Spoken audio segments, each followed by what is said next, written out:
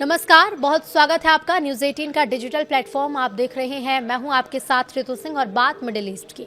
America और Iran के बीच तनाव एक बार फिर खतरनाक मोड़ पर पहुंच गया है। अमेरिका ने ईरान के खिलाफ अब तक के सबसे बड़े आर्थिक अभियान की तैयारी की है। अमेरिकी अधिकारियों के मुताबिक अब ईरान पर ऐसे प्रतिबंध लगाए जा सकते हैं जिनका निशाना ईरान के साथ व्यापार करने वाले दूसरे देश और कारोबारी संस्थान होंगे। अमेरिकी वित्त मंत्री स्कॉट बेसेंट ने इस अभियान को बेहद बड़ा बताते हुए कहा कि ये किसी विरोधी देश के खिलाफ अब तक का सबसे बड़ा आर्थिक हमला होगा। इसके बारे में पूरी जानकारी आना अभी भी बाकी है। अमेरिका की इस घोषणा के जवाब में ईरान ने भी कड़ा रुख अपनाया। ईरान के सुप्रीम नेशनल सिक्योरिटी काउंसिल के सचिव मोहसिन रिजाई ने चेतावनी दी है कि अगर आर्थिक युद्ध जारी रहा तो ईरान खाड़ी क्षेत्र से तेल का निर्यात पूरी तरह रोक सकता है। उन्होंने कहा है कि ईरान ना तो स्ट्रेट ऑफ हॉर्मुज से और ना ही फारस की खाड़ी किसी दूसरे रास्ते से तेल का निर्यात होने देगा। रिजाई ने यह भी चेतावनी दी है कि जो देश अमेरिका के आर्थिक अभियान में शामिल होंगे या फिर उसका समर्थन करेंगे, उन्हें ईरान दुश्मन की तरह देखेगा। अमेरिका ने अभी नए प्रतिबंधों की पूरी जानकारी को सार्वजनिक नहीं किया। हालांकि बेसेंट ने संकेत दिए कि उन देशों पर भी दबाव बनाया जाएगा जो अमेरिकी प्रतिबंधों के बावजूद ईरान के साथ व्यापार और वित्तीय लेन देन जारी रखते हैं।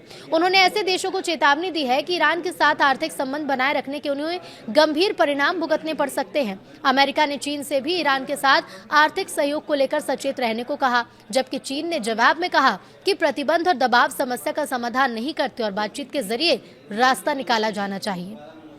ईरान की अर्थव्यवस्था पहले से ही मुश्किल दौर से गुजर रही है। लंबे समय से चले आ रहे अंतर्राष्ट्रीय प्रतिबंध की वजह से महंगाई, कमजोर मुद्रा, ऊर्जा की कमी और बेरोजगारी जैसी समस्याएं बनी हैं। इसी बीच ईरानी राष्ट्रपति मसूद पेजेश्कियान ने कहा है कि उनका देश दुश्मनों के साथ ऑल आउट जंग लड़ रहा है। उनके मुताबिक ये सिर्फ सैन्य संघर्ष नहीं बल्कि आर्थिक और सुरक्षा के मोर्चे पर भी ईरान पर दबाव बनाया जा रहा है। उन्होंने ये भी कहा कि कठिन परिस्थितियों के बावजूद सरकार जनता के लिए काम कर रही है और आर्थिक परेशानियों को कम करने की कोशिश भी की जा रही है।